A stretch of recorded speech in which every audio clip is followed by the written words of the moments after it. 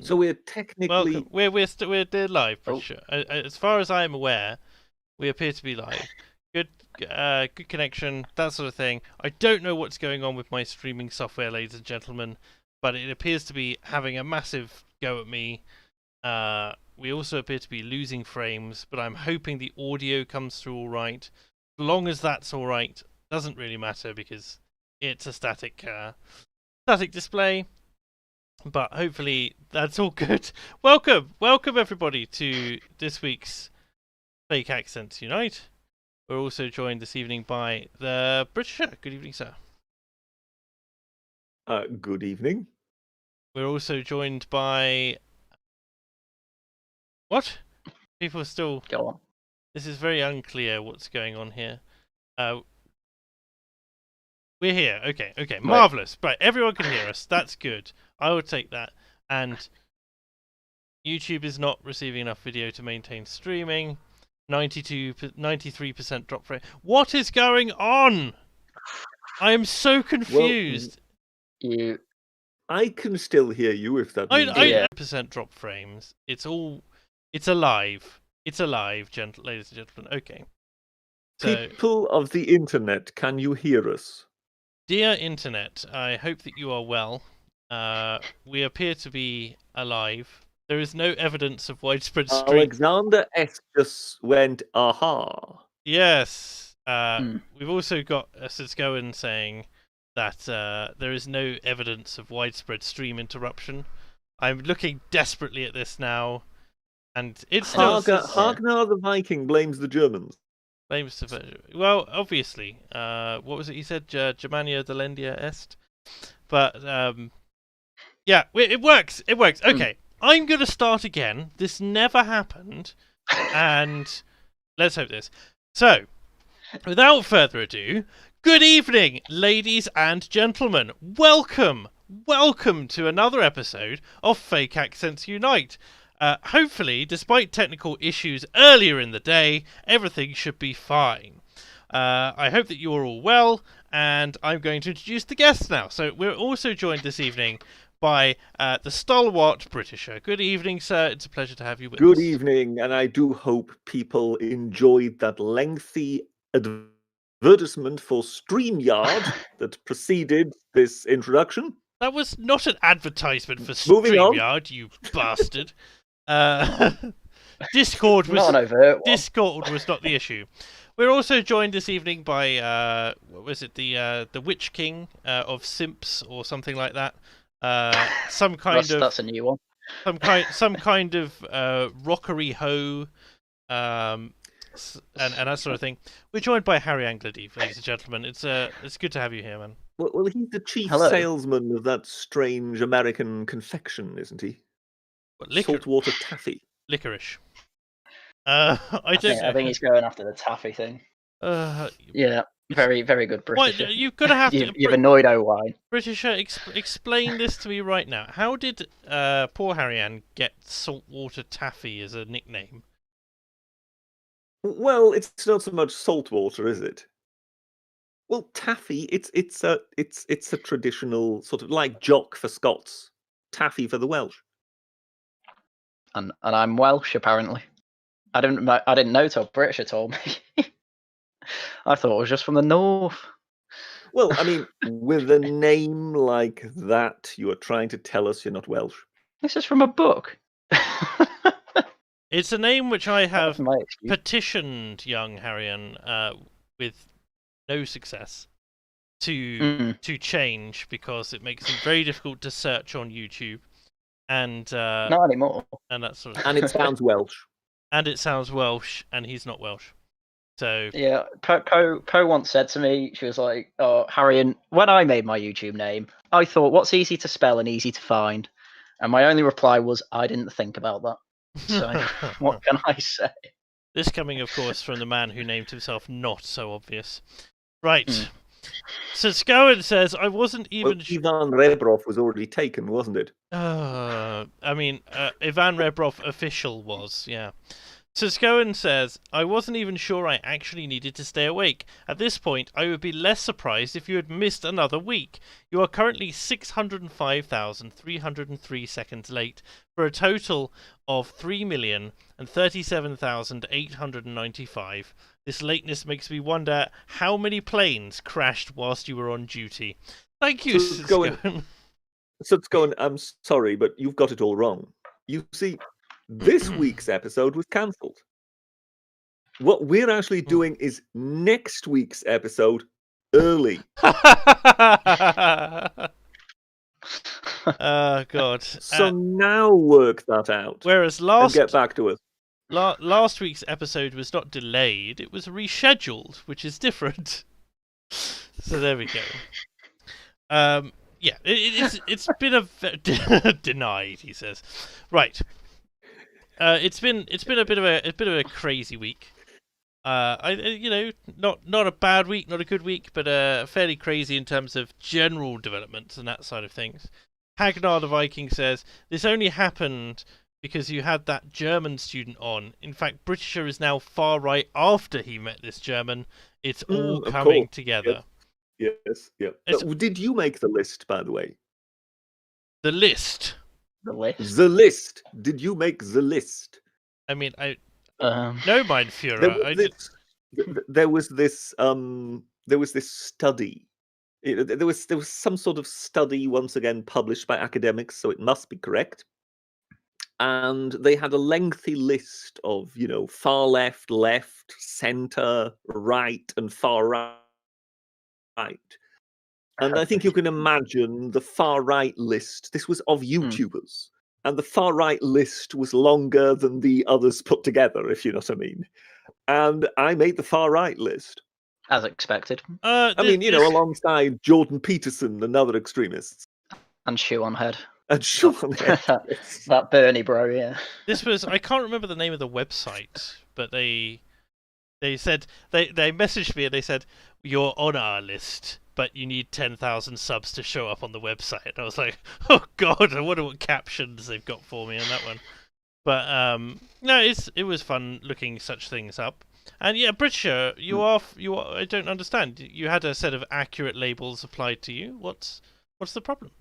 Oh well, it's just, how shall we say, it's somewhat contradictory when then at the same time I'm being called all manner of things. I mean, the fence must be in a very strange position politically these days. Look, you created a video on women's lingerie, the development of the bra. And my favourite video. Yes, the secrets of the bra revealed, ladies and gentlemen. It's an absolute gem. You really need to watch it. And by creating that video, you acknowledge the existence of women, which is obviously a social construct. Thus, you are far right. Well, it must be, at least according to the Eton headmaster. Oh God, has this genuinely come out of Eton at this point? I think I saw it. I think I saw this story earlier in the week. Was this a worthwhile segue? Yeah, go on. Masterfully performed, wasn't it? I've missed you, Britisher. The quality of the segues would never cease to amaze me. What's this? Go on. What's this Eton story for the uninformed in the audience? If I recall correctly, the guy was called Will. It is called Will Nolan. He's he was an English teacher at Eton. And they have sort of various courses that they sort of prepare for the older pupils. And he was supposed to create a lecture for a course called the Perspectives course. And it was supposed to deal with masculinity. So he created something called the Patriarchy Paradox, in which he kind of set out that, of course, psychologically, women and men reside in different places because they are different. They have, different bodies. They have different biological functions. Therefore, they have different outlooks. He was then told that he couldn't do that lecture. This was inappropriate by the headmaster because, of course, it essentially he challenged feminism, the orthodoxy, as it were, and. What happened thereafter is he was told he would also have to remove. he wouldn't get to do the lecture. He would need to remove it from the internal system, which he did, but he would also need to remove it from his personal YouTube account. Oh yes, that was right. And then he said, well, look, if you can give me a reason why I need to do so, I will. At which point he was fired. Yes. It's like, Yeah, accept the ruling, serf. And yes, so it's one of those where you just feel that you have this kind of, thought orthodoxy, as you would call it, and nobody dares breach it for fear of what would happen if it is highlighted. And therefore, the management of Eton do what the management of all companies do. They look after their institution. So we have to hold our own institution safe. We can't risk this institution suffering any damage. So we can't stick our necks out in any way, shape, or form, even if we really deep down think the emperor is wearing no clothes. I remember, it reminds me a lot of a story from around 2018, where a lecturer, an engineering professor, had to give a lecture to a group of young women who were interested in joining the university about women in engineering. And because they didn't have a woman on hand, clearly, they wanted he was the course leader. He volunteered, and he also ran into trouble because he said, you may have been told a number of things about how you may have been told a number of things about how women in engineering work, and you may have been put off by this idea that it's a male-dominated field, etc. Well, I'm here to say, don't worry about that. There's actually this huge range of scholarships available to women. Companies are crying out for women. Women are currently enjoying a 2-to-1 advantage over men in the engineering world when it comes to hiring. And he was fired for making this inflammatory statement, which didn't victimize the women and let them know about the gender pay gap and that sort of thing. So he was just saying there's no better time to be a woman in engineering, which is the case. You get paid more and you enjoy this hiring preference. Irrespective of the morality of that, it is the case. So I was actually thinking he might take my line of reasoning, which is, don't worry, darlings, it will be okay as long as you wear a short enough a skirt when you go up the scaffolding. No one will mind. And then you patted one of them on the bottom, no doubt, Britisher. He's a gentleman. I simply follow the example given me by the person who seduces entire netball teams. I have not ever said to you that you should either seduce a netball team nor pat a young woman on the bottom. You have said that this week on Twitter, Mr. Fisher.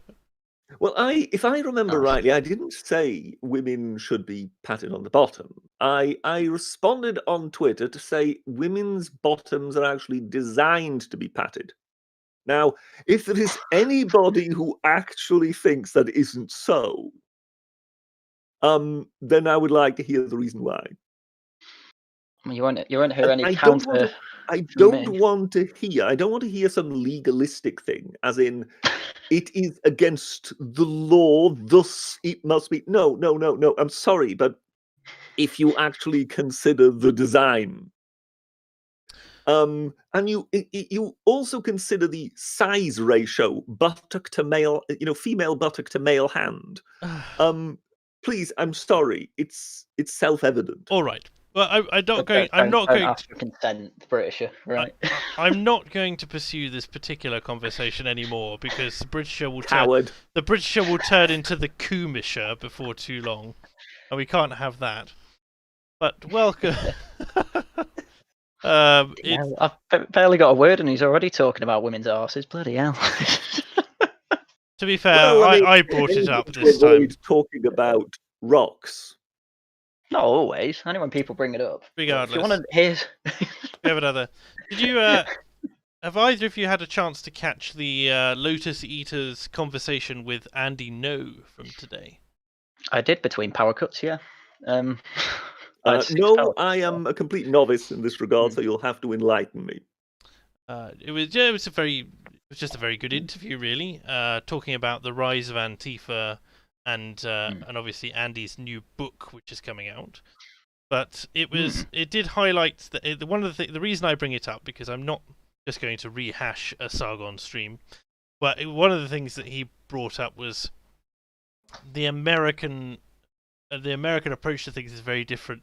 So we'll complain because an Eton professor has lost his job over an innocuous lecture, presumably innocuous, and we go, oh, this is an affront to dignity and to human rights and all the rest.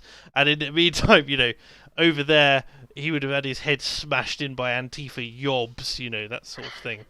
And so it takes a moment to appreciate that whilst we still have to fight these battles, it's at least not quite as insane as some other places in the world, that sort of thing. Yeah, I'm glad I'm an Anglo, not in America right now. Well, I think it's a case of numbers, isn't it? If you have a country that is, let's say, 5 times the size than the other, then you will get kind of at the fringes, you will get greater extremes. But I would say the overwhelming majority of far right in America is more than likely not that far removed from the overwhelming majority of far right in Britain. Oh, that wouldn't surprise me. Sorry, far left. I meant when it comes to Antifa people and stuff like that.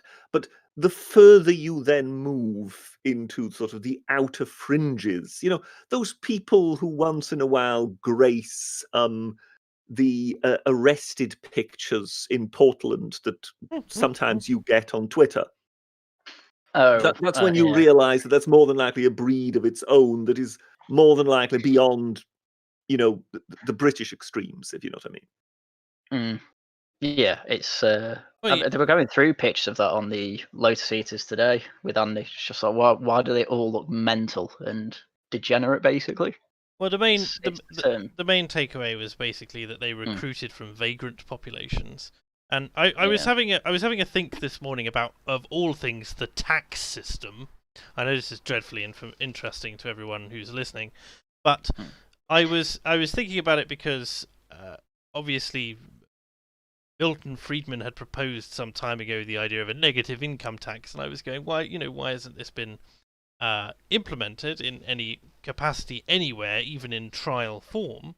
And naturally, the ANCAPs came out, screaming blue murder about how all welfare must be abolished and the state is evil and all taxation is theft and it must be removed and tax is bad.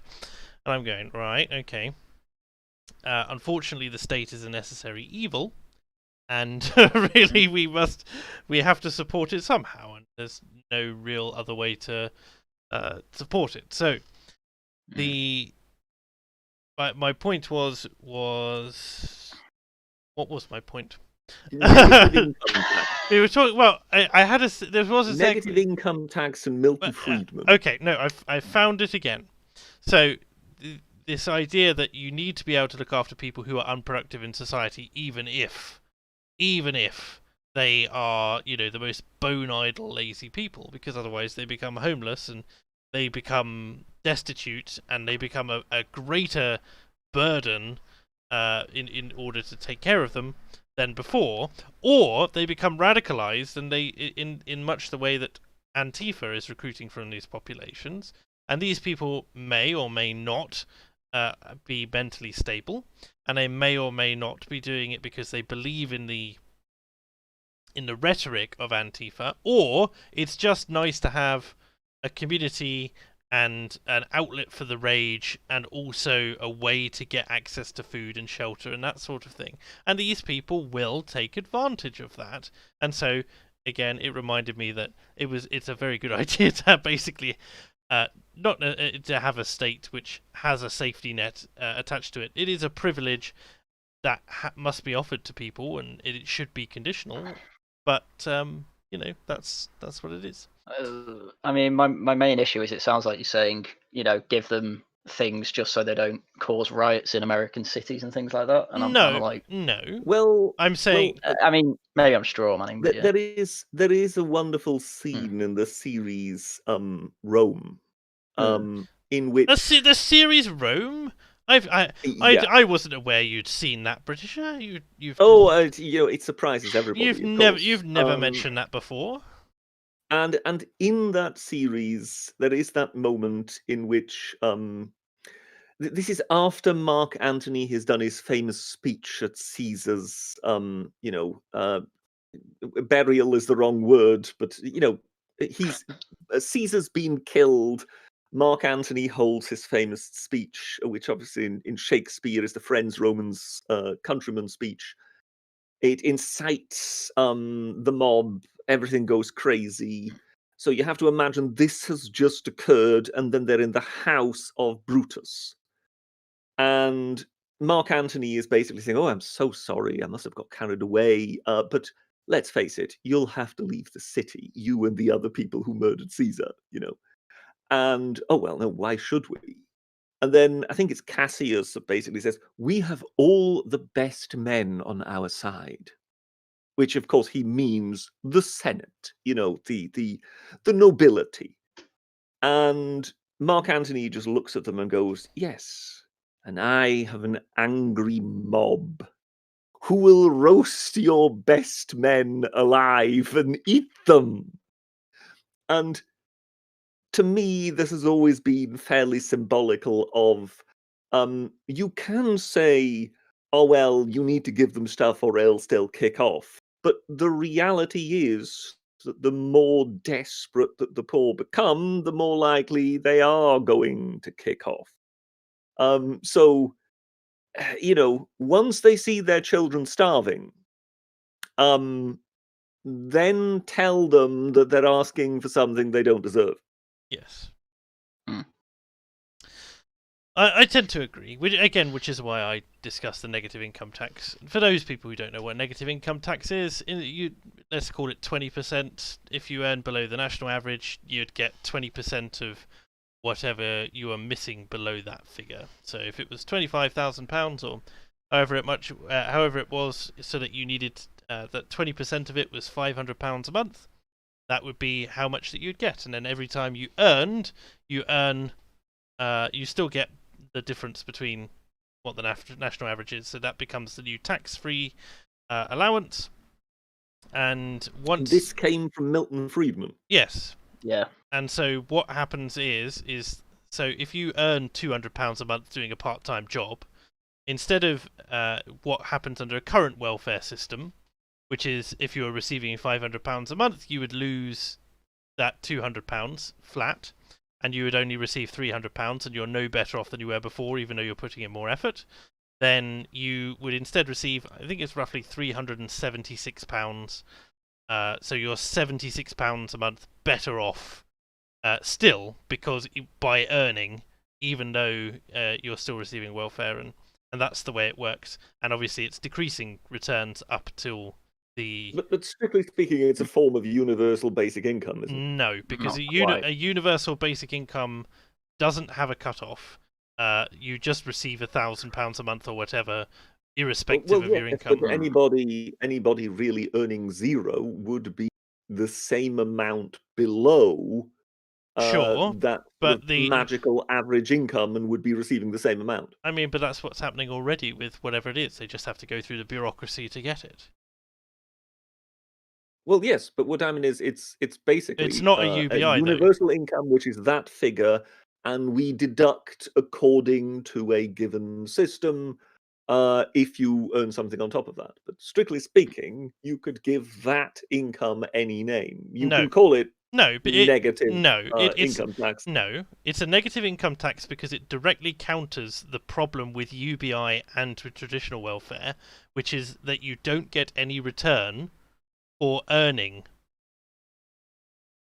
Right? If you earn £500, if you are a recipient of £500 worth of welfare, and you earn £500 doing a job, then you lose that £500, and that's it. You don't get any benefit for that.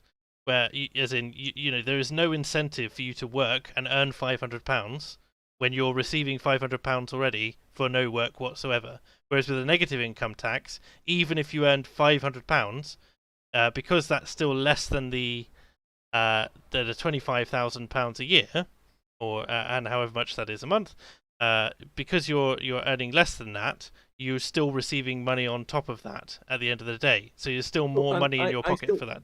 I still think this is somewhat of a hair splitting, because as such, in the end, the basic amount would be the same in its maximum for everybody. Yes. But the incentive is that it's not to remain there, which it is currently.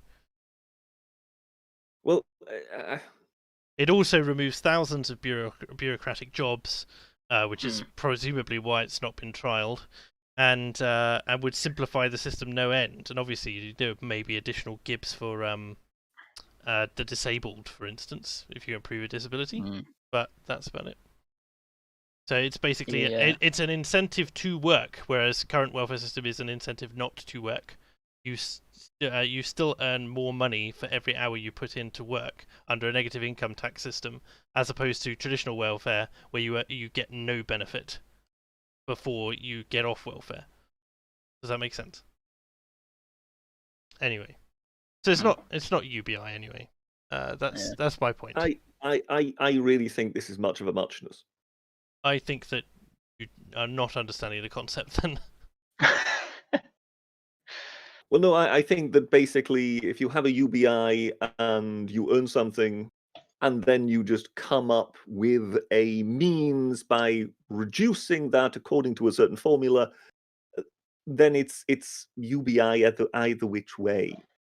If you use a different formula as you deduct things because you wish to incentivize something or something like that, then fine, but you're still, in a way, deducting from the same total.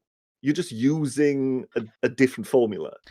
To me, that isn't anything substantially different. That's like saying all taxation is just a different formula. All variations on taxation are just a different formula. That's like saying whether or not you have a flat income tax or whether or not you have a progressive income tax. It's the same thing. It's just a different formula. It doesn't. I just think if you're basically saying that everybody is going to receive the same total if they don't earn anything. Yes. And then we just simply apply a formula, and you just think, well, okay, so you can then quarrel about that formula, but as such, you're already guaranteeing everybody will receive that given amount if they don't earn anything. Yeah, but I mean, we already do that anyway with the current welfare system. My point is that this is a better way of doing it. I really think this. Yeah, let's just say I remain unconvinced. But not everyone does get it anyway, because it doesn't matter. Okay, right. I thought it was a good explanation, Mark. Well, I don't know. We'll see. Right. I'll be the resident ANCAP and say no Gibbs. Right, carry on. Yeah, you could be foolish if you like and incite, working class violence against yourself. That's no problem. I'm not paying people not to fight me. Go on. No, you are paying people because the social ladder works both ways. That's all I'm going to say on that. But there we go. Anyway, negative income tax is the best idea ever. Let's leave it at that. Just you haven't received that yet. Travis Gardner says, only issue with this in the United States. Every individual state has its own tax and welfare systems. Yeah, but I mean, to be fair, Travis Gardner, your states are the size of countries. Each state can do what it wants with regards to these things, but you have to gate. You have to gate the concept behind, well, both residency and citizenship, presumably. But that's the first way to go about it, unfortunately. And it's not going to be trialled in a Democrat state, funnily enough, even though it would massively simplify things and actually improve people's lives. But there we go. Right. What else has happened this week? So speaking of the US election. US election is ongoing. People are still the cases are still going through. The so-called Kraken is still being debated. But I don't know necessarily whether there have been masses of developments other than Rudy Giuliani has got coronavirus. Trump has given another rally. So that's sort of which has been described as his victory rally. Interestingly, I've seen some legislation from some local GOP conferences saying they won't accept the result. If Biden is declared the winner, they will consider it illegitimate, and if he tries to do anything constitution changing, they basically won't have it. The statistic also... Is their slogan going to be "Not my president"? I really hope so. I really hope so, because that would be really quite amusing. There's also the statistic which has come out that Biden won a record low number of Senate seats, like 16.7% or something. And that's a record low for the Democrats, and yet he is supposedly the most popular man in the world in all of recorded history. So that's an interesting one. Makes total sense. I just look at it and I go, the writing is on the wall with this election, to me. Although I was somewhat blackpilled because I appreciate that they're not American, but I was sitting in a lecture, for instance, with some very normie people who really don't care and can't bring themselves to care about politics, and they go, oh, well, we have this kind of negative view of Trump in general, and so, maybe Biden will win. And I was like, I literally called him, a pedo apologist and a... and a So you were perfectly calm and rational, is that what you're saying? Well, yeah, absolutely. And I talked about his corruption with regards to his son, the nepotism, and the fact that he's very he voted against various bits of legislation that the left really likes and that sort of thing. And then the lecturer, who was generally listening in on this sort of thing, said, well, we'll have to see how it goes. Hopefully Biden wins. And I was just like, there's very little. Once people have made up a moral stance on something, this is also something I'm basing a piece of research that I'm doing at the moment on. There's a thing called emphasis framing as part of framing effects. And it basically says once you form a moral frame around it's not emphasis framing, it's moral framing. Once you form a moral frame around a particular issue, it's virtually impossible to dislodge, even if you introduce equivalence frames. Equivalence frames being, basically facts, statistics, data, and, what's been going on and how he's worse than this or better than that. And even if you're really pro something, you'll remain pro something. And if you're really anti something, you'll remain anti something. And your flexibility in this basically decreases over time. The longer you've been alive, the more moral frames that you'll have accumulated and the harder they are to change. So that's basically what I feel they might be running into, is a bunch of bored people in a lot of America. I'm not saying that there isn't fraud going on, because it's very clear to me that there is fraud going on in particular places at particular times. But in terms of the sheer vote total in favor of Biden in general, it wouldn't surprise me if he'd got 70 million people to vote for him.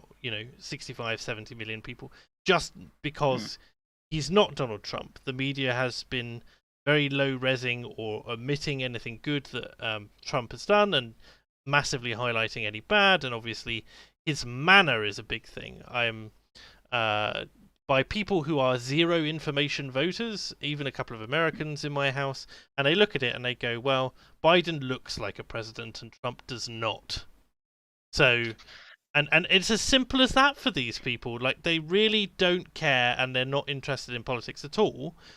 But they come into the scene and they say, this man looks presidential, this man looks like a man-child. I know what I prefer there. This guy, to me, seems honest. And they won't have followed any of his gaffes. They won't have followed anything even his campaign, really, they'll just have seen him there. They'd have seen that he's fairly favourable. They've seen that in the media that he's apparently, this massive favourite to win, and they go, right, America's making the decision. Reject Trump. But how much of what they're actually saying is based on his being so presidential, so wonderful, so collected, so calm, and how much is actually based on the other, which is what you said, that the other one is a man-child. So yeah. So how much of their opinion is actually based on being pro one thing, as opposed to, against the other guy? They're not even pro and anti, in the levels that we see in the political sphere. You're talking about basically a group of people with no information who are looking at this and purely on the look in themselves and a couple of sound bites saying, okay, this guy seems like the guy for me. And it's not that they're pro him. They're just like, well, and they're not anti-Trump, but they don't really want Trump. Their preference is towards Biden. You can look at this even in the case of how many it's a fun statistic that the vast majority of American presidents, you can chart the winners by height. Right? The taller candidate almost always wins. And what I mean is, you say they have no information. I mean, they have been around for the last 4 years. Yeah, but they don't care about politics. I know these people, they get down and they get on with their lives. And it's not even I was going to say, it's not even isolated to those type of people though, who say, "Oh, he's more presidential, therefore I'm voting for him." It's the middle. It's the middle class who are not poor enough to be impacted by government systems, but aren't rich enough to try and influence them themselves. Yeah, but it's also who are the two American writers for The Spectator? Kate Andrews and Lionel Shriver. They're both Americans and voting absentee ballots. Yeah. And they were both like, "Oh, I'm voting Biden," and they both had a list of about 10 things they hate about Biden, and like, yeah, but Orange Man bad, he Kate Andrews was like watching the BBC, reading the BBC. That's how bad. Kate Andrews really disappointed me over this thing. How many people had 10 things they didn't like about Boris Johnson, but they voted for him nonetheless because the opposition was Jeremy Corbyn? Yeah, but Biden hasn't been saying anything which is considered to be insane. I mean, it's insane by the standards of the people. But I say that the parallel is that they would have been criticizing Biden, but they would nonetheless be voting for him because they see Trump, in their perspective, as the equivalent of Jeremy Corbyn. Basically just the upper lunatic. Yeah. They see him as a fascist or whatever, or they think that he might be, and therefore that's bad enough. And also, some kids were in cages at one point. The other thing with it is, I mean, I know that the chat is pointing out that there is the fraud angle, and I'm saying yes. I'm sure that there. To me, it's very clear that it seems to be fraud. I'm waiting to see what the court says. And that side of things, there are so many things that don't add up. That's not the point. The point is that the left got to the point where even if you accounted for the fraud, let's say the fraud was enormous. Let's say the fraud was actually, 15 million votes or something ridiculous like that. The 15 million fraudulent ballots, and actually Trump smashed everything else, and those 15 million should be invalidated, right? That still leaves 65 million people who voted for Biden. And I look at the political situation in the US, and I go, I struggle to see how that has happened, given the achievements and general non-harm that Trump has done. Well, Two things. First, I think it's highly unlikely this election is going to be overturned. The other one is there is a first. There is a joker in the pack. There is something that could account for all this because we have never seen it before. Go on. And that is, I think, what is it, Professor Robert Epstein, the guy who was looking into potential manipulation of the electorate by the internet giants. And you have to understand that this, on this scale, has never happened. We have never had the internet giants coming out in a concerted effort and having this much power, to effectively usurping all the media. Because you can say, oh, the media, this media is biased, that media is biased. Yes, they decide which media you get to see. So the amount of effect the internet giants could have had on this election is colossal, and it would be an absolute first. We would never have had this before. I mean, you remember the town hall meetings after the last election when Trump had won, and you had these outraged Google employees and people saying, Yeah. "Oh, I can't believe this happened on our watch." Yeah. Is there anybody who believes that the internet giants haven't basically sat down and said, okay, what do we do? This can Now, never this happen again. power has never happened before. This sort of influence has never happened before. And therefore, if people suddenly say, how is it possible that this, non-candidate that is Biden suddenly outperforms what went before? Always remember there is an element to this election that has never been before. And therefore, it's very difficult for us to actually assess what effect did these people have.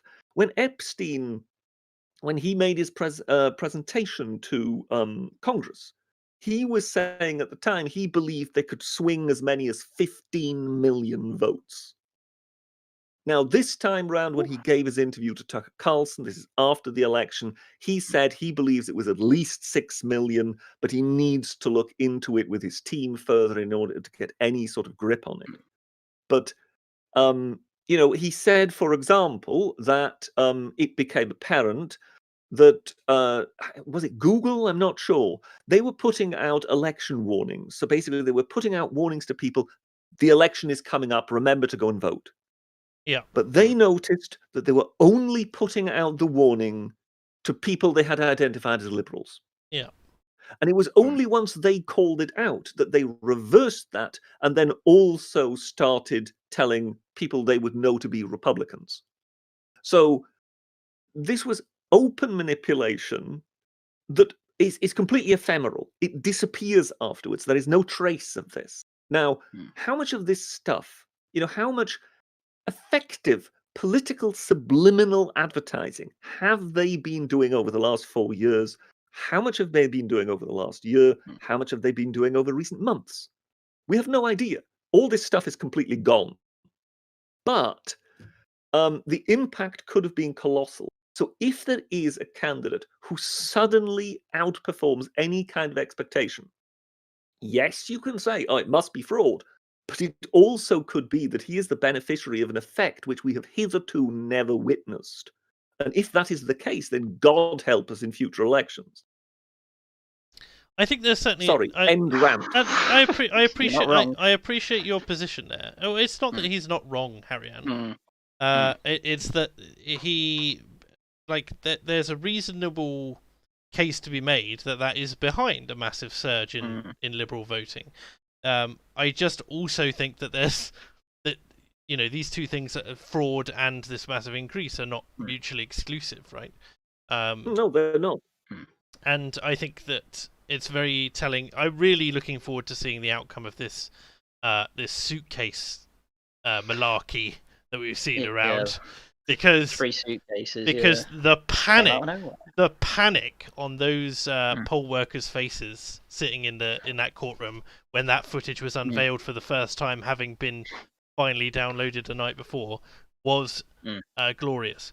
So it's going to be interesting, and things like it's impossible statistically for them to have processed the number of ballots that they did in the time that they did, and stuff like that.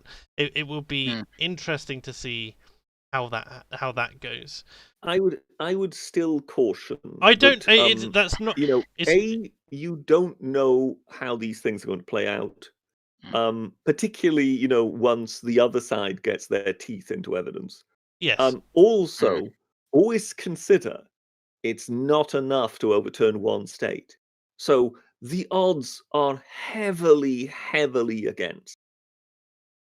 So I really, I really caution. But to me, I think the odds are really long that this would be overturned. It's nails in the mouth sort of action there. So and it could go anywhere, but I still think it's anyone's game until it's called. It's not been called, the final whistle. It's not over till the fat lady sings. But that's the American election as it is. Until then, I generally will hold the line, and I just hope, basically, that it will go. I refuse to be blackpilled, and obviously, if and when Biden pulls it out, we shall see what the new world brings. But it's that's not happened yet, and so there you go. I will say as well, when it comes to this fraud, was it like 75% of Republicans think that there was fraud, and then 30% of Democrats also think he won by fraud? Roughly. That's a lot of your own base, questioning your legitimacy. And I think even if one state's overturned, which I think at this point is actually a fairly low bar, especially for Georgia because it's so close, if that gets overturned by this, I think that alone will bring in enough questions for the legitimacy of this president to basically not give him enough political power to do anything for his next 4 years. You'd hope anyway. So even if Trump doesn't win, I don't think it'll be that bad anyway. It doesn't. Well, you say that, but it's a question of whether or not you can have, as Britishers pointed out, it doesn't matter what has influenced the change. If the election is seen to be fundamentally compromised, the electoral process, that is not a recipe for any kind of consent, and a government must rule by consent, in a democracy at least. And if anyone's going to do it, the gung-ho Americans are going to do something about it. So there you go. Of course, if one state is flipped, as chat's mentioning, if one state is flipped, it lends credence to the idea that more might be crooked. So that would be an interesting. I think that would be an interesting thing. Okay. So I'm going to. British has stepped out for a moment briefly, so just going to go through the super chats. That Indian dude says, I know I'm walking into the lion's den with this opinion, but what has surprised me is the United States' incompetence with this pandemic. It's in a league of its own. I mean, I know that it's up. It's like 210,000, 220,000 deaths now. Is it? Is that what they're saying? Something ridiculous. I thought it was higher than that, to be honest. It's over to. Let me see. It's quite high, U.S. COVID deaths. Let me have a look. They're now at 282,000 deaths across the entire U.S. Interestingly, these deaths are concentrated again in Democrat areas. Places like California is really bad and stuff like that. Although again, population. So there you go. But I look at it and I go, well, there's poor handling, but there's also the state of things on the ground, and there's climate to take into account. There's also general health and that side of things. We'd expect worse outcomes for the US in general because their healthcare system is worse than ours in terms of its outcomes. I'm sorry, US. No matter how superior you might think that is, it's just not the case in terms of the outcomes for health, in terms of life expectancy and whatnot. But they have a lower life expectancy. When it comes to general, like the lockdowns, I know Sweden has just broken, right? Sweden has finally said it's going to start doing some lockdowns because it's got something like 11 times the deaths of the other nations. But again, and there's people are saying, well, herd immunity has failed. And I look at it and I go, well, what is your alternative? We've had to have herd immunity for every other disease, even something like the Spanish flu, which also came from China, which rocked the world and killed millions. I mean, it killed millions more than World War One. It killed millions in this country, right? And somehow we got through that. And as much as I don't want there to be millions who die from it this time, I don't know whether or not it's just effectively a managed decline in that sense. You know, I don't know what our options are here, because 700,000 people at last count have been pushed into poverty as a result of this thing, and if people don't think poverty kills, poverty kills. And for a disease which, unlike the Spanish flu, has a 99.998% survival rate if you're under 40, I think that it's ludicrous to keep you locked up. I mean, Yeah, there's even more knock-on effects because we've concentrated so much on COVID. You know, I've got family who work in cancer wards that had to get shut down to concentrate on COVID. So cancer deaths have gone up a bit this year as well. Lots of people are having enough of a lockdown and ending their own life because of it, because, you know, mental health as well is quite an issue. So while we're concentrating so much on COVID deaths, maybe look at the rest of them as well. Maybe lockdown is doing more harm than good at this point. Sorry, I just need to adjust the chat, who are saying defund the NHS, our NHS is terrible. I'm saying yes it is. The US system also terrible.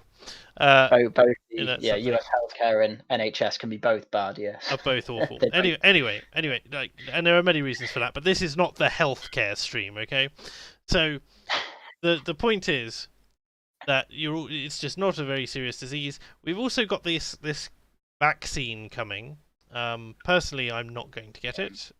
I'm a little worried about it, yeah. If it can be avoided. It's not that I'm even worried about it. I just think it's not necessary, in the same way that I don't get a flu shot every year, because I am not vulnerable to it in the same way that someone who's older is.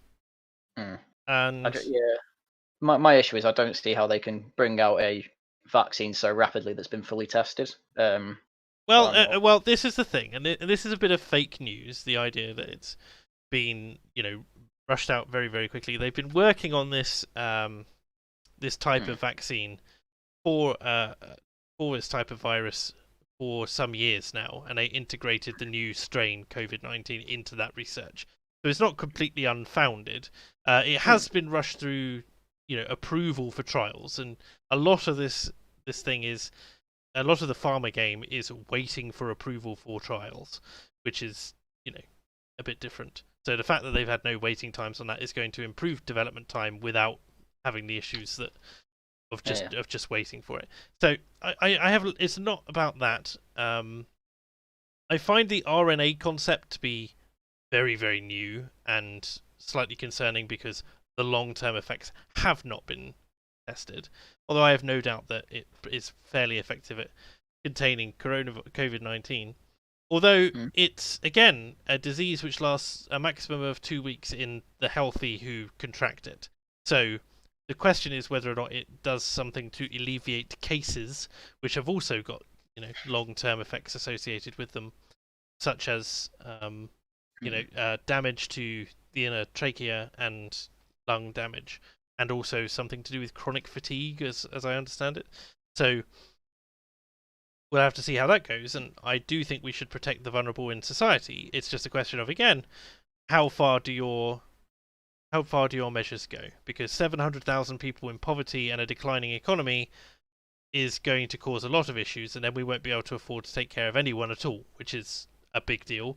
Not to mention the amount of wealth that's being funneled out to multinational conglomerates such as Amazon, who have made an absolute killing off of this, and will continue to do so. So I'd much rather we had a thriving economy, and unfortunately, if some people are dying, then they're going to die. But everyone has to die at some point, and you can't sacrifice an entire nation to it because of that. I do agree. Right. Was that good to get it off your chest? Yeah, well, just the COVID thing in general. I mean, when it comes to the American response to COVID, I don't see that. I mean, given their population size and the difference in culture from state to state, and the different measures which have been implemented, I don't see them as having had that bad of a response. Even if people complain that Trump has had a bad run at it, I look at it and I go, well, Do you want him to be do they want him to be the dictator that they claim he is? Because this has been managed on a state by state level, state by state, on a state by state basis, rather. Yeah. I thought it was unconstitutional for him to lock down, nationwide. So, what do you want him to do? Look at my question. Because he'll just say, "Oh, lockdown." Yeah, well, he can't. The only thing that concerns me is the UK bringing in freedom passes and vaccine passes, that sort of thing. Oh my God. And I look at that and I go, that should be illegal. That is such a curtailing of freedom. I would rather contract the virus. I would rather take the consequences of that than get to the point where we are doing what Poland did under Soviet Russia, and basically created a massive black market for COVID for vaccine passports, and secondly, a system where you could just effectively arbitrarily house arrest people for no reason, and I don't like that. And in a similar way that we see, as we mentioned a couple of weeks ago, that in Germany the police now have access, or will have access to sweeping powers that allow them, if they believe that a party is going on in a property, to enter that property without a warrant and see what's going on. And that, again, just the openness to abuse, and it doesn't take many cases, even if it's only abused in 2% of cases, and the majority of the time that it's not used, or it's used it properly, as they say, in quotes there, it's not it's just not something that the police should be able to do. There need to be checks and balances on the power. Anyway, that's that COVID side. Travis Gardner says, "Here again. Nice to see you, man. I've not noticed any stuff from you before, so it's good to have you here." He says, "We have really got ourselves into a fix with this election." Okay, back to the election. "Most of my friends absolutely hate Trump, and I ask why, and there is no real reason to do so other than he speaks so poorly." Yeah, the normies will be convinced, man. They will be convinced simply by a side-by-side comparison of Obama speaking about how they took down Osama bin Laden, and Trump speaking about how there were very good dogs who helped take out whoever it was that he helped take out. I can't remember the name of the jihadi. But basically the guy who was traveling in Iraq or something like that, and they got him. One of Iran's ministers as well, and he's just talking about how they're good people, really good people, and there's that. And the normies will look at that and they'll go, "This guy just clearly doesn't know what he's talking about," and then side with the Obama administration. It's as simple as that. Can't stop people following their intuition, especially the educated, as I say, because they value all the social markers of the elite class, as it were. There's a reason why, in some ways, the Tories get in every time amongst a certain group of people over here, and one of the reasons Boris was popular was because of the way he speaks. One of the reasons why Jacob Rees-Mogg is popular is because people love a toff over here, and they have a similar thing over there, but with their elites and the way they speak in America. And it's not something you can really get away with unless you force people to be high information, and you can't really do that either. So there you go. Rubber, NSO, did you make the far right list in that study like the Britisher did? I did, but I don't have 10,000 subs, so I didn't appear on it. So presumably I'm anti-SJW far right, or whatever they put on there, even though I'm neither. Well, I am anti-SJW, but I'm not far right. Not far right. Mighty Ballsack says, "As women and persons of colour are most affected by COVID, I will be a good ally and let them have the vaccine first." Oh, that's very generous of you, Mighty Ballsack. I can't think of a possible ulterior motive you might have for doing that. But I just think that the politicians should get it first. That's my That's my general rule. The people who voted in mandatory vaccines and vaccine passports, they should get it first. And, good luck to them. Although, there's a part of me which says, well, they're going to get it anyway, and because they actually believe in it. And also, they won't be alive long enough for the long-term effects to potentially harm them if they do get anything. So, There's that side of things. Is Britisher back with us? No. No, he's still gone. Still gone away. One more. Anaquin Cringewalker says, sent a video on Discord. Kemp simping for China. Kemp. We have a look here.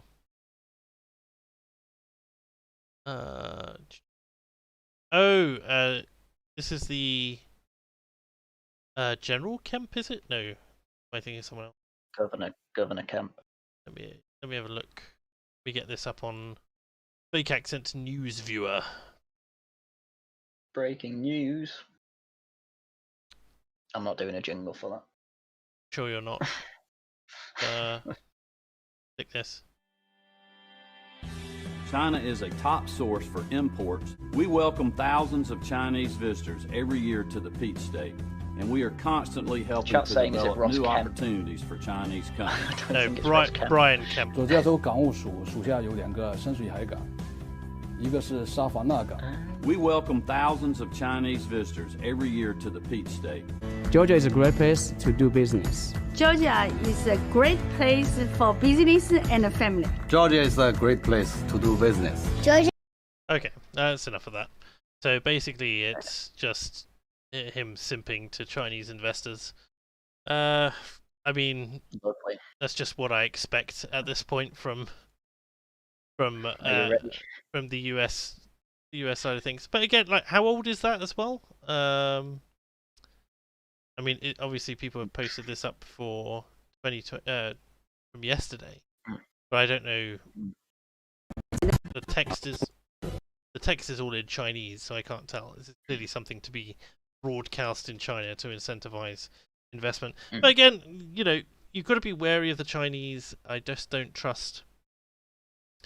Like the individual Chinese people who come here, especially the citizenry, are mostly fine. A lot of them come for educational purposes and that sort of thing. But China and anyone who is a representative of a Chinese company or the Chinese government has a certain it has to be gated off in a certain way just because they're so manipulative. It's just ridiculous. Well, yeah, they end up. There's a load of spies, Chinese spies in the US military as well, that they just keep finding. Which is why we had to stop them from going into ours. I told this story 2 weeks ago. I'm not saying it again. Yeah. But you're also looking at it and you're going, well, interestingly, if you look not at London but at the north of England, there was a Canadian chap who I met at a rally, one of the Brexit Day rallies, back in when was it? Like sort of early New Year, that sort of thing.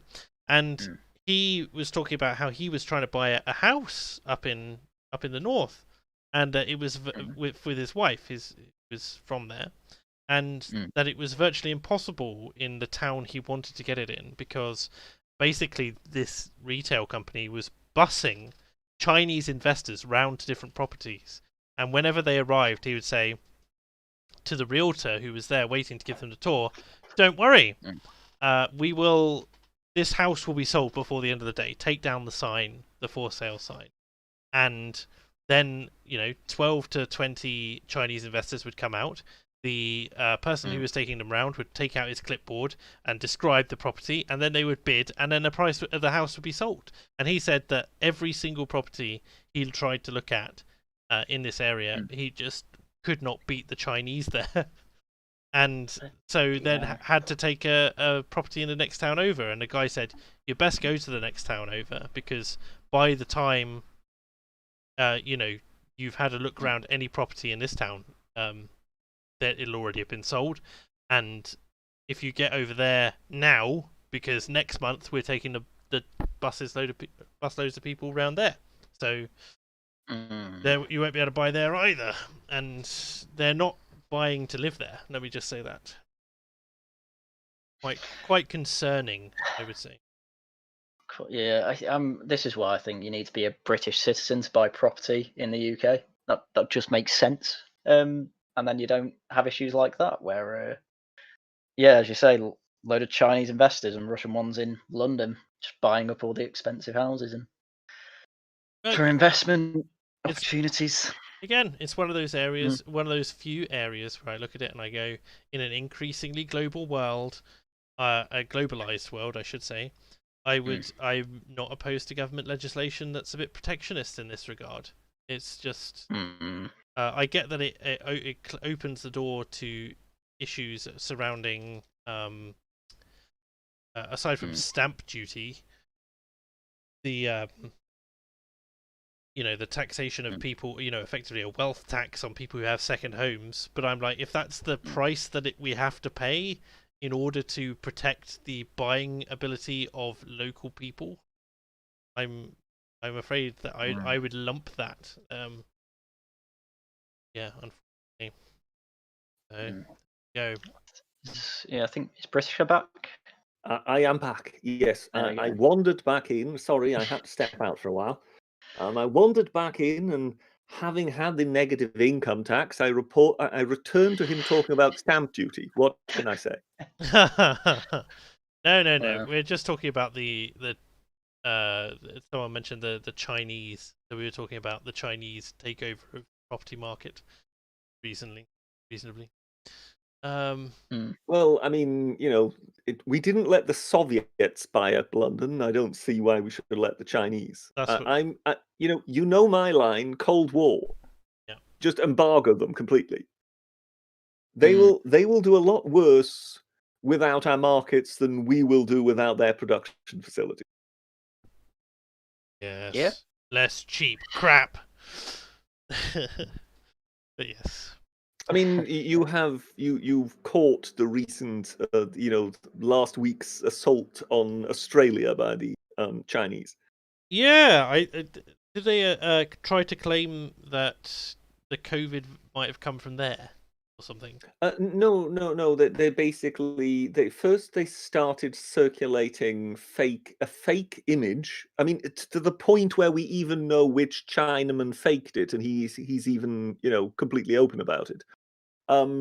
They circulated a fake image of an Australian soldier holding a knife to an Afghan child's neck. Yeah, I saw. And the Australian government had something to say about it because it wasn't being circulated just by some sort of people in some chat, but it was actually government officials who were putting that out.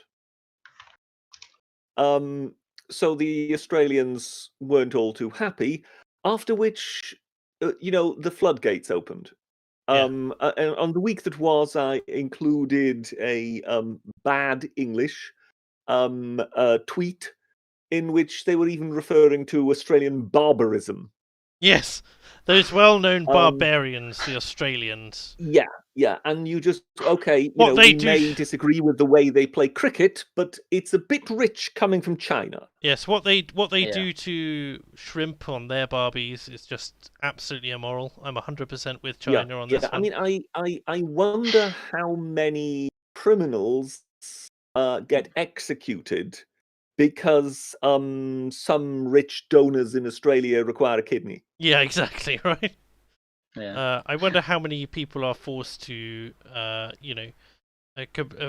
forced to abandon their religious practices on pain of death in concentration camps in Australia compared to... I wonder how many political prisoners Australia has. Indeed. Or indeed, how many people Australia is arresting for free speech violations in general.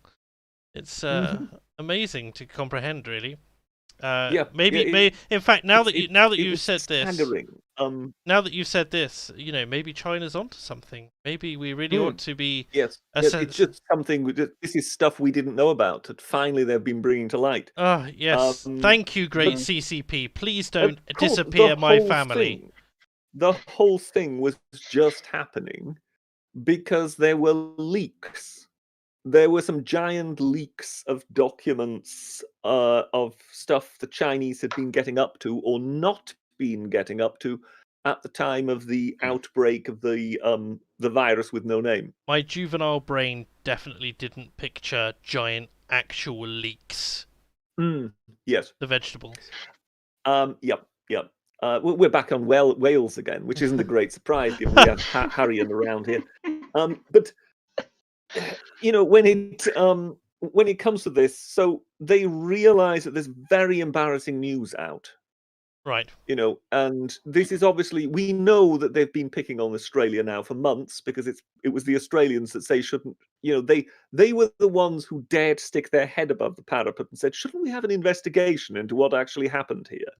After which they suddenly have tariffs slapped on some of their exports into China. Yeah. Now they just seem to be the target of choice. So this didn't even involve the Australians. It's just that some folks in China leaked documents into the West. So CNN published them. Associated Press did a piece on how some of the problems that occurred early on was because Chinese authorities were giving contracts to cronies via corrupt contracts to provide testing equipment, which was of absolutely no use whatsoever. So stuff like this came to light, and the moment that happens, we suddenly get a photo circulated by Chinese officials of an Australian holding a knife to an Afghan child's neck. And you just go, yeah, this is the way they behave. And these, of course, are the same Chinese who also in the United Nations, because they are now part of the United Nations Human Rights Council, were giving us a lecture about how the United States of America was breaching human rights. The Chinese government. And you hear this and you just go, why are we still doing business with these people? It's cheap. Well, cheap isn't an argument. Well, it's not a good one, yeah. Well, no, we can get cheap from Malaysia, from Indonesia, from Vietnam, from the Philippines, from India. We do not need China. The idea that everything we do has to be done in China is nonsense. Now, we know they have created a nice, convenient business infrastructure whereby it is easy to do these things, but we can do it cheap in Vietnam also. We can do it cheap in Bangladesh.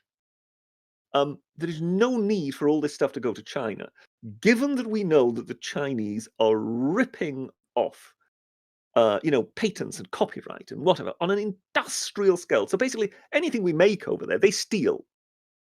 Yep. They behave like absolute gangsters.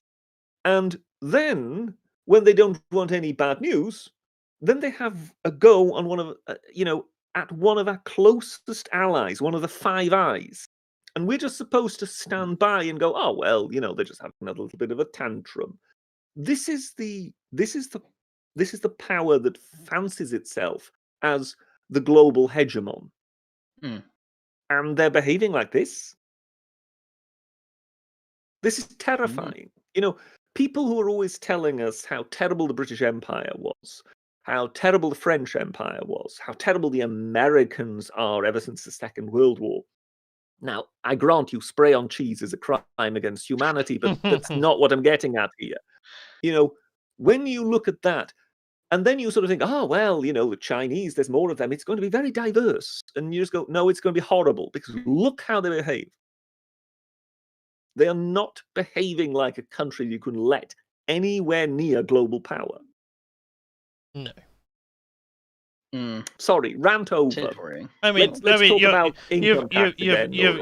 You've not said anything disagreeable in the last 5 minutes, Britisher, so that's always.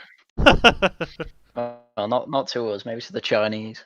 Not that well, it's just, I just find it. I am a child of the Cold War.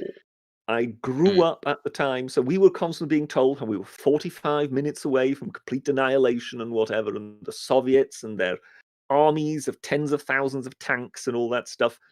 But, we saw through the Cold War. And now we've got a regime. I mean, please tell me how they are better than the Soviets. I mean, is the fact that they're giving us some component parts for Apple iPhones really worth this? No. I'm just staggered that we're still doing business with these people. Yes. Yes, Britisher. Basically, it's cheap. That's the only answer I have for you is that people who are not affected at the moment by every dollar we send there makes them more powerful. Yes, I know. And we can see. I mean, we can absolutely see it before our eyes. I mean, what the answer is in the Cold War. In the Cold War, you couldn't sell anything into the Soviet Union. I mean, don't ask me how Pepsi managed it, but nothing was sold into the Soviet Union. We didn't give them anything, not a jot like that. They had no access to PC technology. They were getting nothing. You know what the answer is? We start mass producing opium again. I would be open to that. We give them the opium dens. Well, someone would say we have been mass producing opium in Afghanistan very successfully in recent years. It's just we seem to be ferrying it in the wrong direction. We stone them into oblivion is basically the answer, and I don't care if it's against the Geneva suggestion. Okay. Yes. Henri Dunant will be turning in his grave. For the purposes of this discussion, all of the above suggestions have been made in the context of a game of Minecraft PvP, and there is absolutely no incitement to violence. When it comes to Cold War, this is absolutely not meant in any sort of hypothetical. Get the West to disinvest itself from China and then just embargo them. We've seen what it's done to Cuba. I mean, they're a huge industrial power. So I'm sure if we all get together and we embargo China, with Australia leading the charge. I mean, are you familiar that once there was some sort of misunderstanding with the British, and Twice. there was some sort of accidental offence, and the British sort of said, "Oh, we're very, very sorry if we've offended you," and and then at the next diplomatic meeting of the British team with the Chinese, rather than so we've got that out of the way, so let's talk. No, the Chinese actually had the audacity to hand the British diplomatic team a letter of apology, which they demanded read out. And whoever led that spineless little cartel read it out. Swine. And that is what I say. Have a Cold War with these people, and then when they want to come to terms, then we send the Australians with a letter. It's even better. We send. I'm not very well disposed towards this power, and frankly, I am getting more and more aggrieved as time goes by. How about we send the Anzacs, make it really political with the letter? Okay. Ratface says, speaking of China, Britisher, you'll love this. I just bought the latest OnePlus phone. I feel slightly guilty, but I got a good deal for it. Cheap Britisher. When you say it's a OnePlus, does that mean it's a sort of a Huawei or whatever? No. OnePlus is a company, a Chinese company. So it's a Chinese company. Yes. Or a manufacturer. Well, good luck to you.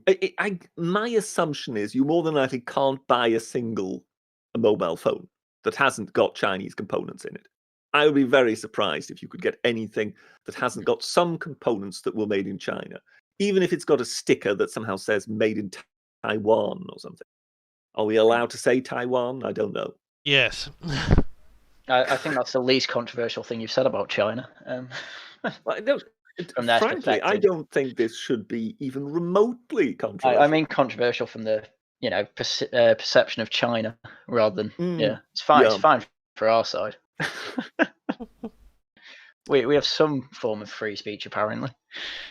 It's just nice to hear you come down concretely in favour of Cold War II, Britisher. It's just really, it's so pleasant. I have made no secret of this position. I didn't say you have. For considerable time. As far as I'm concerned, yes, we need a Cold War with China. I think we are going to get a Cold War with China anyway, and I think it should sooner be at a time of our choosing rather than theirs. Let the memes flow about Britisher directing a second Cold War. That's all I say. Yes, yeah, I can see certain meme potential there, to be honest. Yeah. Yeah. Defense Brigade versus China. Very nice. Hollow 1916 says Britisher is a top fence general.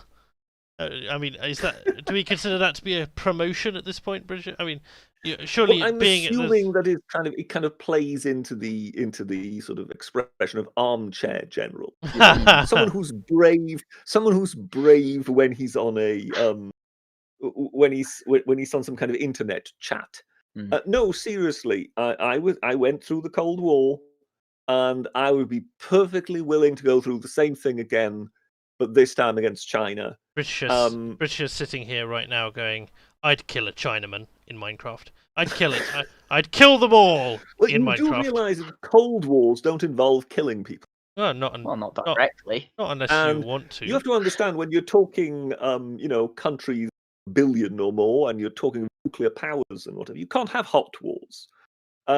So you have to look at it from the perspective of, okay, how do we defeat this menace? And it's a menace. There's no doubt about it. And you look at it, and it will take 30 years, but it's just a case that's how long it's going to take. And at the end of it, they're going to be absolutely bankrupt. It's not going to be us. It's going to be them who go bankrupt. Because they've invested in all this infrastructure that they won't be able to use. Is that what yes, and all those flats in London will suddenly prove not very useful to them. Are you assuming we'd expropriate with compensation or something? I mean, who knows what we would do? I don't know what exactly any Russian property that was that ended up on our side. But as such, yes, I couldn't see the Chinese just suddenly seeing much use for flats when they're in a complete Cold War with us. So more than likely, they'd sell them, and some proper Londoners could buy them. Well, wouldn't that be nice? Except they sold them to the Russians, damn it. The chat is saying they have an internal market of $1 billion plus or something. Good luck to it. Have fun with it. Yeah, I wonder how much that internal market is worth. Sorry, 1 billion people, rather. Sorry. Yeah, I wonder how much that internal market is worth once the income from exports is suddenly removed. Yeah, I was going to say. What's the actual purchase capacity once you remove the income, and you then let them collapse in their bubble? Because we all know what the situation is with Chinese debt. Do we? Oh yes, it's a hugely indebted situation in China. Okay. Then they're not really in a very healthy position, and the whole thing is being propped up by a property bubble that is completely unsustainable. Hence they're buying them in the north now. I'm not hearing very much I disagree with Britisher, and I'm not used to finding this very... it's sort of a culture shock, isn't it? Finding this very difficult. This is the sort of thing having a joint enemy does. It was the sort of thing that happened in Britain, in America, and in Europe when we actually had the Soviet Union to point our daggers at. That suddenly we actually saw the benefit of being allied with the others. So rather than all quarreling with each other, we just got on with it because we realized that, well, there are always the Soviets over the hill. And with the loss of that threat, we actually lost quite a bit of impetus, I think, in the West. Yes. Recently, I heard one of the... Who was the Roman leader who said a good war unites the people or something like that? Yeah. Well, with recently I just heard that line, there's nothing worse that can happen to you than to lose your enemy. And I'm reminded of John McEnroe, the tennis player, who was absolutely fantastic as long as he had Björn Borg to play.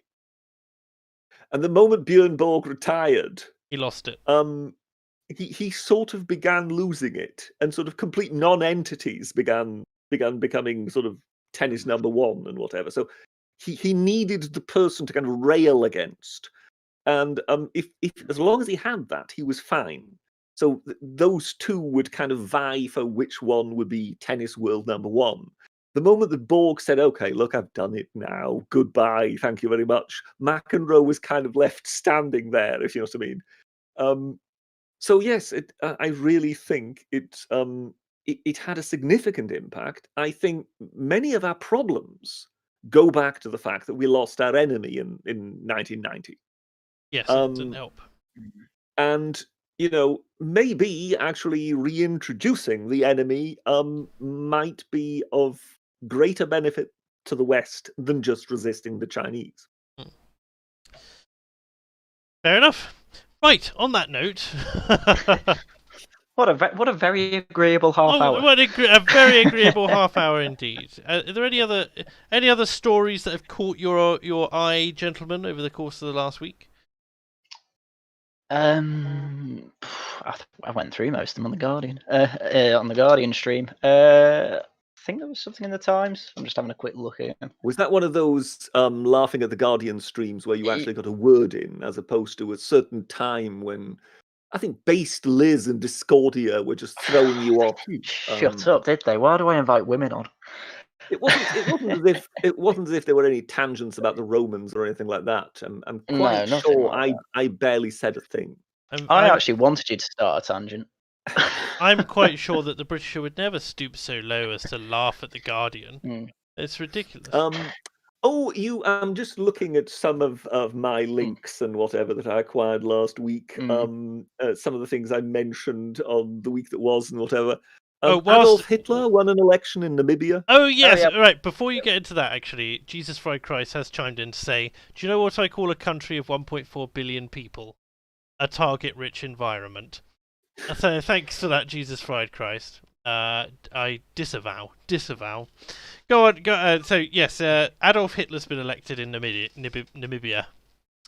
Yes, it was actually a regional local election, and his full name is Adolf Hitler Unona. Oh, so it's Adolf Unona then? He just has to have... Yeah, but his full name is Adolf Hitler Unona.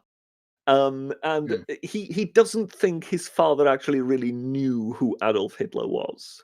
Yes, he got asked... It's just that Namibia was a former German colony, so there is a lot of, German stuff still hanging around, and no doubt this sounded very Germanic. I'm assuming I've just set off a certain Viking, but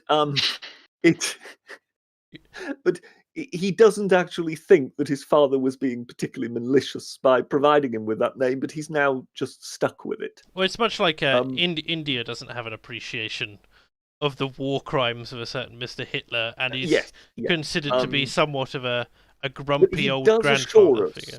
He does reassure us, always keeping in mind he's just won an election in a regional vote in Namibia. But he is nonetheless assuring us that he has no plans for world domination. Yeah, he got asked what his wife calls him, and he just a bit perplexed, just sort of went, just Adolf. His wife, Ava Braun, I take it. Oh, yes. I'm sorry. I need to mention. Go on. Just, I'm assuming again. I'm not very good in Hungarian, but I assume this man is called Josef Scheyer. I could be wrong. It could be Sager. I don't know how you pronounce this name, but I think it's Josef Scheyer. And he was, how shall we say, police in Brussels were called to what seemed to be a lockdown-breaking party. So some neighbours sort of said, look, there seems to be something going on in this flat. It's more than likely a large party, so it seems to be breaking lockdown. Stasi. So they came round. And how shall one put this? They discovered a gangbang. Yes, it was a gay gangbang as well. And how shall we say? Reports seem to suggest there were not many women present. That's the only way we can really put it. So we have to coach this in allegedly.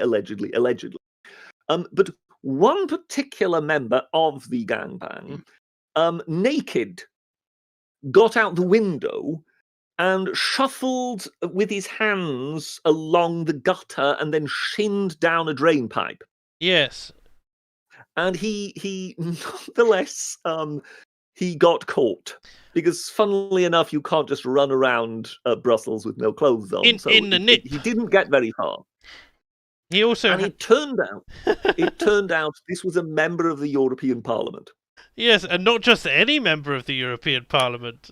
No, he was the leader. I think he had been for 11 years chief whip. This makes it all the more funnier. Of Fidesz. Which is, of course, the party of Viktor Orban. He is a personal friend of Viktor Orban's. He was the co-founder of the party. And, of course, the Fidesz party is very pro-family and, how shall we say, not very well disposed towards homosexuality. Not to mention this guy was an outspoken anti-gay advocate. Yes. But now, to top it all, just to sort of put the cherry on the whole ice cream, his wife is former president of the National Judiciary Office and now a judge of the Constitutional Court of Hungary. So these are really the top. This is the absolute top echelon of Hungarian politics. And yes, Mr. Gay Gangbang, or allegedly, allegedly, and it's just the comic power of this man dangling from the gutter and stark naked, shinning down a drain pipe in a blind panic. On top of that, according to the BBC, there was a ecstasy tablet found in the backpack that belonged to him, although he denies any knowledge of how it got there. Of course he does. No sense dropping yourself in more hot water. I mean, anybody who has ever seen the film The Birdcage, you know what I mean. I have not. So, yes, of course you haven't. I mean, why would I be surprised? I've never even heard of it. Well, The Birdcage is an American version. What is it? Robin, whatever he's called, Williams? the comedian. Williams? And Gene Hackman is the senator who gets trapped in this gay cabaret club. Who needs to escape. The whole thing is actually a French film originally, La Cage aux Folles. I mean, it sounds pretty French. Yes, and that was already rather funny. So basically, you've got the arch conservative who suddenly ends up in the least conservative setting possible, with the press mob outside waiting to get its pound of flesh. Now, how do you escape that particular conundrum? I'm sorry, Bridger, did you just say that French and funny in the same sentence? Well, the French can be funny, yes. Are you sure? Now that's controversial. That's the most controversial thing you've said all evening. Who was he? What was he called? The chap who did the silent films, Les Vacances de Monsieur Hulot. Yeah, I'm already bored. Springs to mind. Then you have got Louis de Funès, who was a star all across Europe. Whose Policeman of Saint-Tropez is a beauty to behold. It's just stunning. So yeah, there are some good French comedies. In fact, a little known secret of Benny Hill would be that he would go to France every year and watch various variety performances and whatever, and he would nick a lot of their gags. Well, that explains a lot and why he wasn't that funny. But it also suggests, of course, why Benny Hill is very much known for his appreciation of the ladies. Of course, and Le Derriere in particular, no doubt. Well, I think he was fairly varied in his appreciation, frankly. Much like all good. I don't even know where I'm going with this sentence. Let's move on. Like all good Britishers, yes. Tim Cornish says, "We'll listen later, despite the Britishers' thinly veiled facade as a radical fence-sitter has been soundly debunked. To you, Mr. Britisher, I say good day, sir." Do you have anything to say to Tim for when he listens later, Britisher? I don't know. I don't know how to interpret how much irony to interpret into his actual statement. Take it literally and then give him the finger. Well, I mean, I am the far right fence sitter who isn't conservative enough for you too. I am not a conservative. Who at the same time wants a Cold War with China, and actually appreciates a more, how shall I put this, traditional relationship when it comes to the sexes. Yes. I think that's the best way to describe it. Oh no, chat is taking your side. Of course chat takes my side. You see, let me say this. The French are hilarious. Look at their cars. Thanks, Admiral Bees. That's really appreciated. Jesus Christ Christ, the French are to be laughed at. Actually, there is something else that the French are also very good at. Car stunts. Oh, yeah. I know that when it comes to films and whatever, they've sort of got an own dedicated little industry.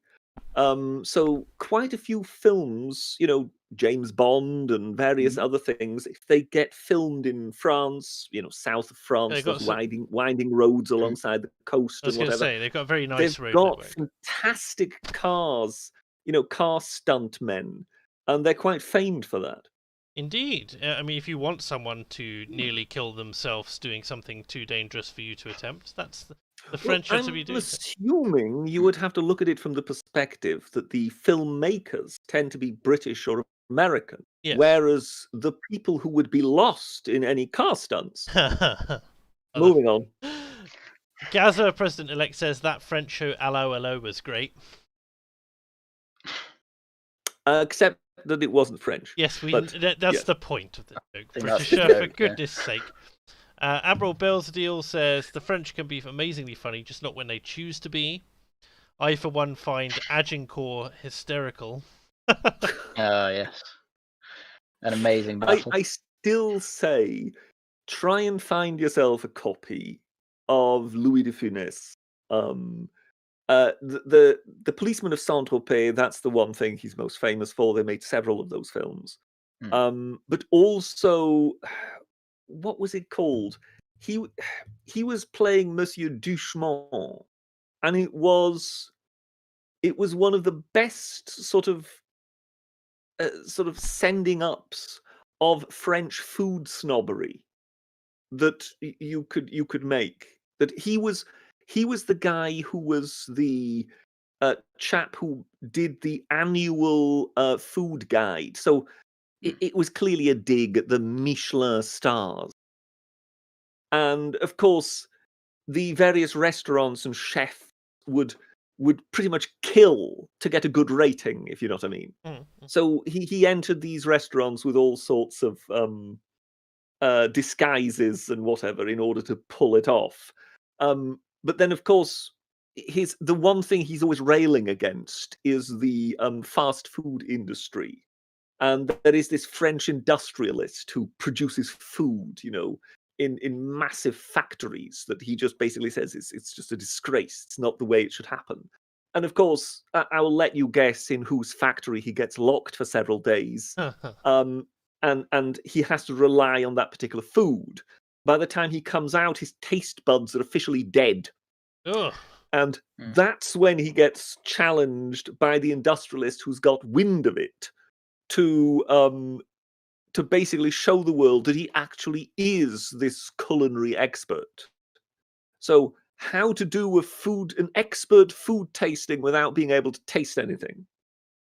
And Louis de Funès is quite funny. He was well appreciated across the European continent. It's that sort of barrier that on the European continent, stuff that is made on the continent seems to travel from one country to another. So the Italian films, Adriano Celentano, Bud Spencer and Terence Hill, that stuff gets seen in Belgium and Spain and Germany and whatnot. The same with Louis de Funès and whatever.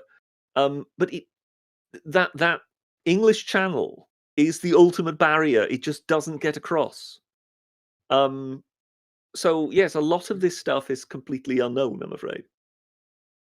I shall have to take your word for it, given that the language barrier is obtuse to me. But yeah, okay. So Dylan98 has a question for us. Says, I haven't seen either of you appear on AA's channel as much as you used to. Also, did AA get doxxed in the summer?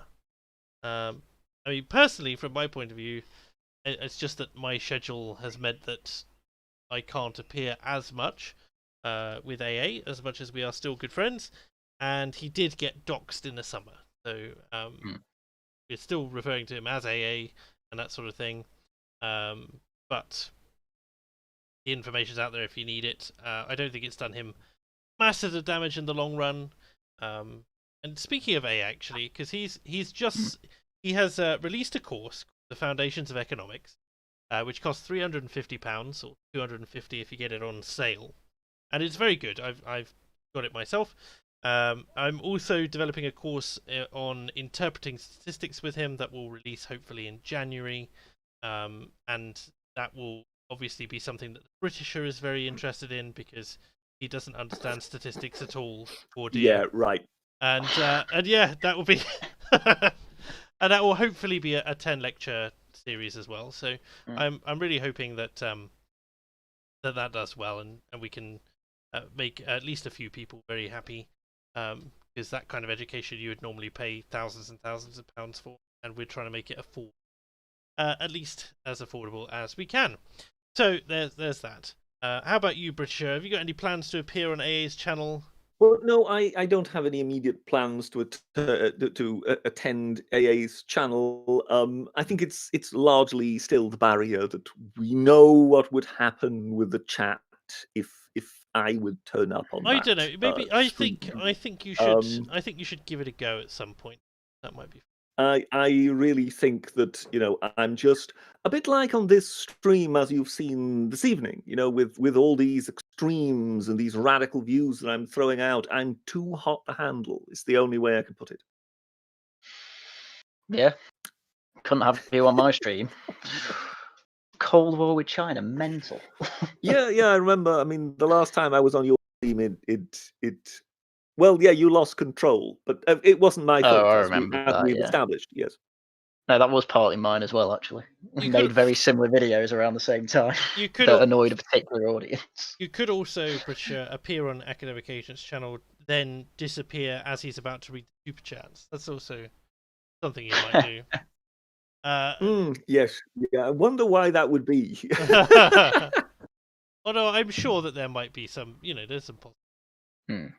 Right, we've also got one more coming in. Tim Cornish says, I'll concede that the Britisher has built a mezzanine on the fence that leans right. My apologies. You'll have to help me here. What's a mezzanine? A mezzanine is like an indoors balcony, basically. So a mezzanine floor is where you can look up inside a room and see the floor above available to you with a balcony. I am with you. Yes, it's yes. So this is an outdoor indoor balcony on a fence. Yes. Yeah. I mean, the fence. Yeah, that makes perfect sense. I mean, yes. it is the eternal fence, so technically it's everywhere, right?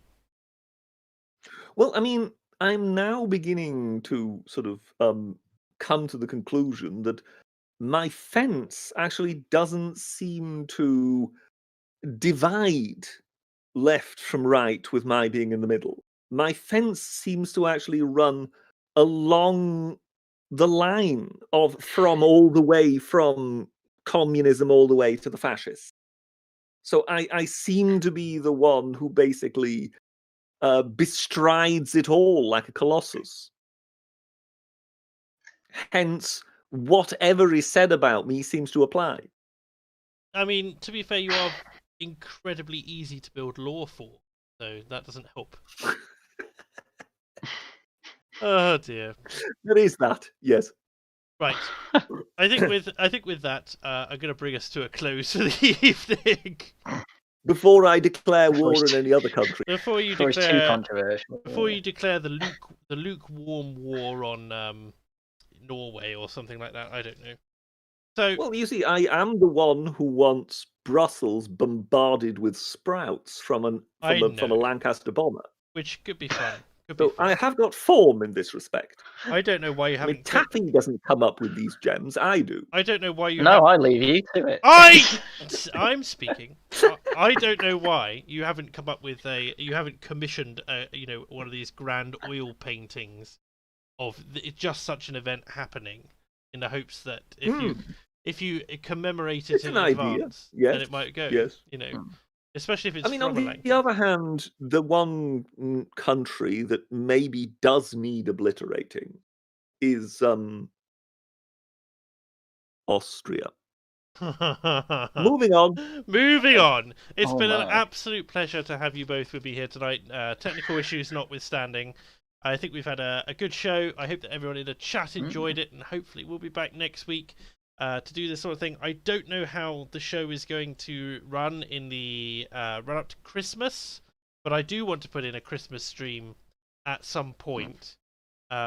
Probably. I'm not singing Jingle Bells, no matter how many times you ask me. Probably we've got next Monday's the 14th, and then the following one is the 21st. So it's in all likelihood we'll probably do the Christmas one either on the 14th or 21st. Because after that I'll be too drunk to actually run a show, but we'll see. And I really hope to see you all then. I think it's been pretty successful. I don't know about you guys, but thank you very much to Haryan Glaeddyv for joining us this evening. Thank you very much for having me on. And thank you very much to Britisher for lumbering over here and basically forcing himself to sit through low resolution Cold War takes with us. Honor and a privilege as ever. Marvelous. To everyone in the chat and to everyone at home, I wish you a wonderful week. We shall see you next time, and have a great time. Take care. Bye bye.